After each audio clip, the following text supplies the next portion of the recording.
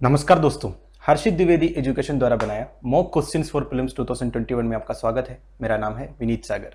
22 मार्च 2021 का important questions देख लेते हैं। आगे जाने से पहले लेक्चर पर लाइक का बटन जरूर दबाइएगा। चैनल को अब तक सब्सक्राइब नहीं किया हो तो सब्सक्राइब भी कीजिएगा। हमें सपोर्ट करने के लिए आप चैनल के मेंबर बन सकते हो, ज्वाइन बटन दबा के। Question number 1. Recently, United Nations Refugee Convention of 1951 and 1967 protocol was in news with respect to Myanmar border refugee crisis. Consider the following statements regarding it, which are correct. Video pause कीजिए और answer बताइए। I hope आपने answer किया होगा। Now the answer is option C 1 and 3 only. Statement 2 गलत है।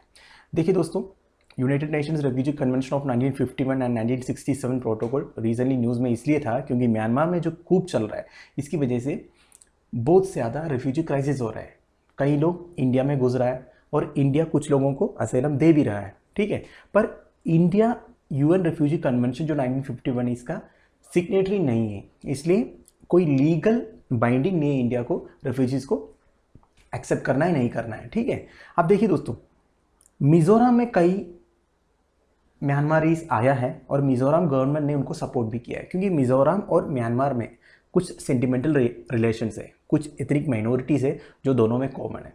तो recently news में भी आया था। इसके रिगार्डिंग एक पीपीटी ऑलरेडी बना दिया है, वीडियो शॉर्टली अपलोड हो जाएगा, आपको सब कुछ समझ में आ जाएगा जो म्यांमार कूप की वजह से जो रेफ्यूजी क्राइसिस हो रहा है इसके बारे में। अब देखिए हमारे स्टेटमेंट्स में यूएन रेफ्यूजी कन्वेंशन के बारे में कुछ लिखा है। देखिए दोस्तों, 1951 का कन्वेंशन है, ये grant certain rights to people fleeing persecution की वजह से अगर कोई एक देश से दूसरे देश में ऐसे रेफ्यूजी घुस रहा है, इनके लिए कुछ राइट्स प्रोवाइड किया हुआ है यूएन रेफ्यूजी कन्वेंशन के अंदर, ठीक है। अब देखिए एक इंपॉर्टेंट पॉइंट ये है, convention also sets out which people do not qualify as refugees. देखो सारे लोग रेफ्यूजीज नहीं, अगर कोई वार क्रिमिनल है उनको रेफ्यूजी में काउंट नहीं किया जाएगा, राइट।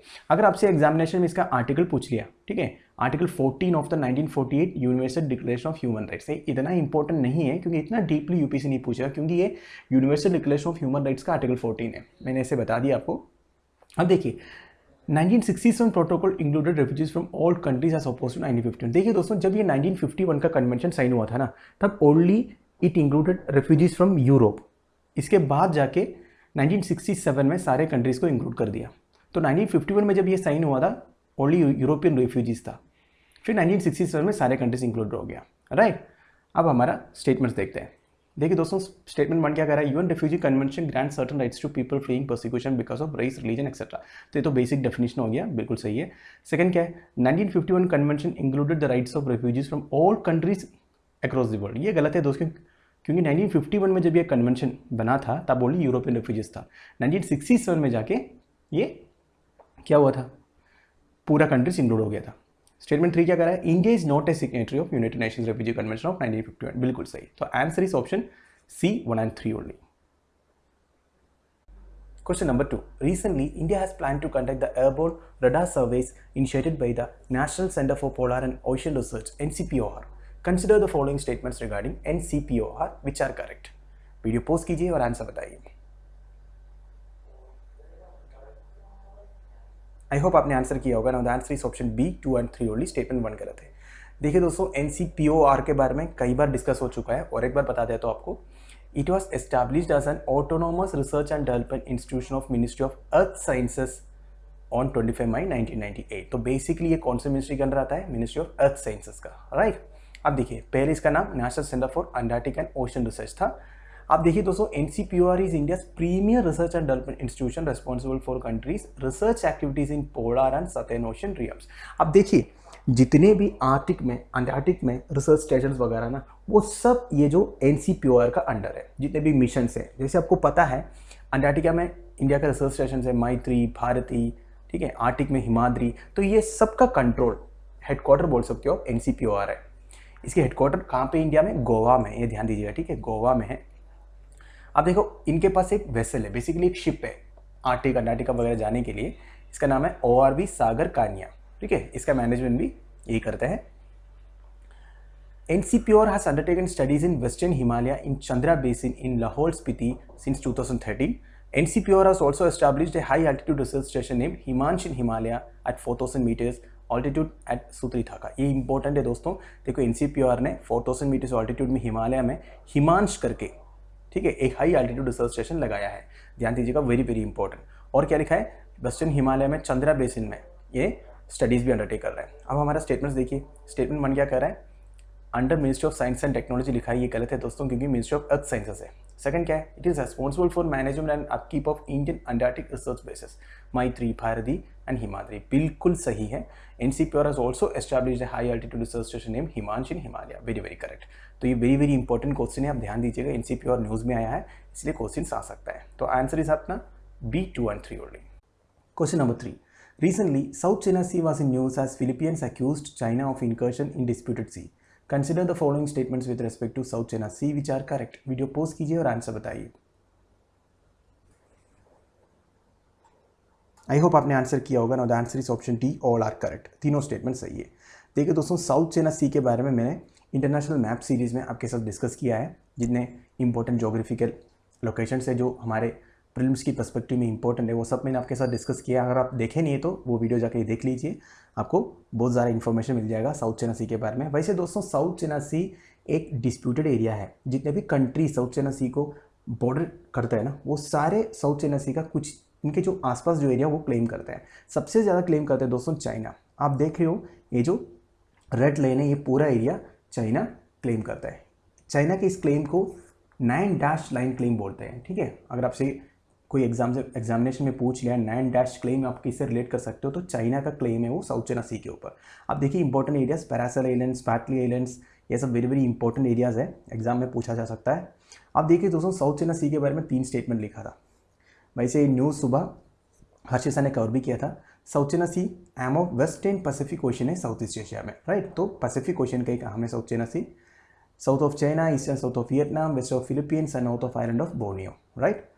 आप देखो शोल्स है, रीफ्स है, अटोल्स है, आइलैंड्स है, Paracel Islands, Spratly Islands, Scarborough shoal, ये सब इंपॉर्टेंट जोग्राफिकल एरियाज है साउथ चाइना सी में। अब क्या है, sea holds tremendous strategic importance for its location as it is a connecting link between Indian Ocean and the Pacific Ocean. देखिए दोस्तों, Indian Ocean and Pacific Ocean का connecting link है South China से, वो भी कहाँ से, स्ट्रेट ऑफ मलाका जो इंडोनेशिया के पास में है, ठीक है, ध्यान दीजिएगा। और United Nations Conference on Trade and Development के हिसाब से 1/3 of the global shipping passes through South China Sea, right. Trillions of trade होता है साउथ चाइना सी के थ्रू। अब देखिए हमारा स्टेटमेंट तीनों सही है। वैसे साउथ चाइना सी वेस्टर्न पैसिफिक ओशन का पार्ट है, बिल्कुल सही। स्ट्रेट ऑफ मलाका के बारे में लिखा है जो कनेक्टिंग लिंक है, बिल्कुल सही। और 1/3 of global shipping United Nations Conference on Trade and Development के हिसाब से, तो तीनों स्टेटमेंट्स हमारे सही है। Question number 4. Recently, Finland has been declared the world's happiest country for the 4th year running, according to the World Happiness Report 2021. Consider the following statements regarding the World Happiness Report 2021, which are correct. Video post कीजिए और answer बताइए। I hope आपने answer किया होगा। Now the answer is option C 1 and 3 only, statement 2 गलत है। देखिए दोस्तों, वर्ल्ड हैप्पीनेस रिपोर्ट 2021 कौन रिलीज करता है, United Nations sustainable Development Solutions network. Very very important statement है, ध्यान दीजिएगा। United nation sustainable Development Solutions network निकालता है वर्ल्ड हैप्पीनेस रिपोर्ट। देखिए दोस्तों, पिछले 4 साल से Finland happiest country in the world है, राइट। अब देखिए, मैं लास्ट 10 कंट्रीज का एक स्क्रीनशॉट इधर डाला हूं। देखिए दोस्तों, सबसे पूर हैप्पीएस्ट कंट्री कौन सा है, अफगानिस्तान है, फिर Zimbabwe, Rwanda, Botswana, Lesotho, Malawi, Haiti, Tanzania, Yemen, Burundi, India. India 11th है नीचे से। अब देखिए दोस्तों, इसमें मैक्सिमम कंट्रीज आपको अफ्रीका का दिख रहा है, ठीक है, और दो कंट्रीज है जो लास्ट टर्म है एशिया में, अफगानिस्तान एंड येमन, ठीक है। येमन वेस्ट एशिया में, अफगानिस्तान तो पता है आप लोगों को कहाँ है, ठीक है। तो इंडिया लास्ट टर्म में नहीं आता है, India 11th least happiest country है, राइट। अब देखो, इंडिया का रैंक है 139 आउट ऑफ 149, ठीक है, स्लाइट इंप्रूवमेंट है, लास्ट ईयर 140 था। Finland was followed by Denmark, Switzerland, Iceland, Netherlands, Norway, Sweden, Luxembourg, New Zealand and Austria. देखो, न्यूजीलैंड को छोड़ के बाकी 9 यूरोपियन कंट्रीज है, जो यूरोप सबसे ज्यादा खुश एरिया माना जाता है। देखिए statements, it is released by Sustainable Development Solutions Network for the United Nations, very very correct. The only Asian countries in the last 10 positions are India, Afghanistan and Yemen. गलत है दोस्तों, थोड़ा सा गलत है, क्योंकि इंडिया 11th है, लास्ट 10 में ओनली अफगानिस्तान एंड येमन आता है। Top 5 happiest countries are from European continent only, very very correct. Top 5 तो यूरोपियन कॉन्टिनेंट से ही है, वैसे बोल सकते हैं टॉप 10 न्यूजीलैंड को छोड़ के, न्यूजीलैंड आता है टॉप 10 में। तो हमारा answer is option C 1 and 3 only. Question number 5. Consider the following statements regarding Muria tribes which are correct. Video pause कीजिए और आंसर बताइए।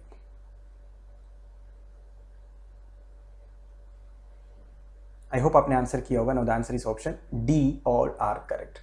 देखिए दोस्तों, ये जो क्वेश्चन है और इसमें जितने भी स्टेटमेंट्स लिखा है वेरी वेरी इंपॉर्टेंट मैं बोलूँगा, क्योंकि मुरिया ट्राइब्स के बारे में रीजनली हिंदू में एक आर्टिकल आया था। जो बार्टर सिस्टम वो लोग मेंटेन करते हैं, छत्तीसगढ़ से आंध्र प्रदेश आके बार्टर सिस्टम करते हैं लोग। मुरिया ट्राइब्स के कुछ वीमेन है, इसलिए न्यूज़ में भी आया था। अब देखिए तीनों स्टेटमेंट सही है मुरिया के बारे में। Muria are an Adivasi tribe, basically scheduled tribe है, आदिवासी में काउंट होता है। Bastar district of Chhattisgarh India, तो छत्तीसगढ़ में बस्तर में they are part of the Gondi people. ठीक है, गोंडी पीपल का पार्ट है। Traditionally they are economically homogeneous and strive to work as a collective. देखो एक गैदरिंग में रहते हैं, कलेक्टिवली रहते हैं, काम भी कलेक्टिवली करते हैं। होमोजेनस, होमोजेनस मतलब एक जैसा, राइट। देखो इसकी सबसे स्पेशलिटी क्या है, जो मुरिया है इनका सबसे स्पेशलिटी देखिए, they have mixed sex dormitories where adolescents are sent to practical pre marital sex sometimes with a single partner and sometimes serial. देखो बच्चों को प्री मैरिटल सेक्स सिखाने के लिए ये लोग डॉर्मेटरीज में भेजता है, जहाँ एक ग्रुप में रहता है, मिक्स्ड रहता है। ठीक है, they have an omnivorous diet with liquor playing a key role in the society. ये सब स्टेटमेंट्स इंपॉर्टेंट है दोस्तों, क्योंकि कहीं से भी घुमा फिरा के आपसे पूछा जा सकता है। ठीक है, मेंस की पर्सपेक्टिव में भी इंपॉर्टेंट है, क्योंकि मुरिया ट्राइब्स काफ़ी स्पेशल है। ये जो मिक्स्ड सेक्स डॉर्मेटरीज मुझे नहीं लगता कोई और ट्राइब्स में या एथनिक माइनॉरिटीज़ में है करके। द एडुगुरलपल्ली ट्राइबल शांटी, मेरी प्रोनाउंसिएशन गलत हो सकता है, ये आंध्र प्रदेश में एक जगह है।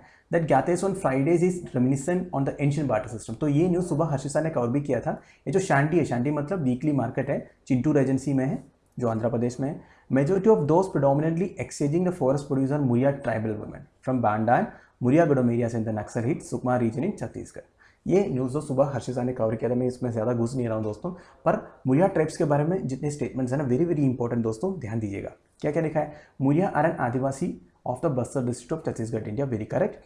Youths are sent to mixed sex dormitories called ghotul, ये भी ध्यान दीजिएगा दोस्तों। ये जो सेक्स डॉर्मेटरीज है जिसमें बॉयज एंड गर्ल्स एक साथ रहता है प्री मैरिटल सेक्स सीखने के लिए, इनको घोटूल बोलते हैं। ठीक है, they live in close quarters and are expected to engage in sexual activities. They are expected to engage, ठीक है, मतलब सेक्स करना ही है।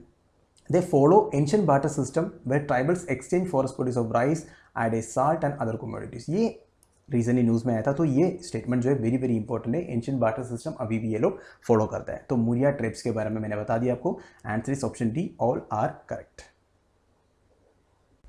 तो दोस्तों हमारा daily 5 mock questions for prelims खत्म हो रहा है। सैटरडे को एक क्वेश्चन पूछा था, species of small archaic human that inhabited an island in Indonesia 50,000 years अगो।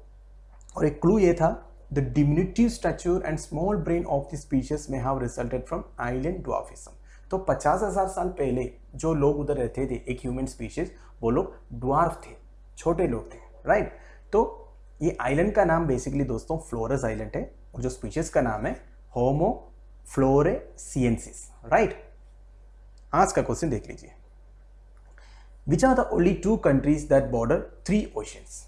इस क्वेश्चन का आंसर आप मुझे कमेंट बॉक्स में बता दीजिएगा। तो दोस्तों ये वीडियो मैं इधर बंद कर रहा हूँ। मैं उम्मीद करता हूँ आप लोगों को मेरे वीडियो से कुछ यूज़ हो रहा है। अगर यूज़ हो रहा है दोस्तों, मैक्सिमम अपने दोस्तों के साथ वीडियो को शेयर कीजिएगा। व्यूज़ को बढ़ाना दोस्तों, व्यूज़ बहुत ही ज़्यादा कम है। तो इस लेक्चर का PDF एज यूजुअल आपको टेलीग्राम चैनल में मिल जाएगा, जिसका लिंक नीचे डिस्क्रिप्शन में प्रोवाइडेड है। Thank you for watching, bye bye, have a nice day.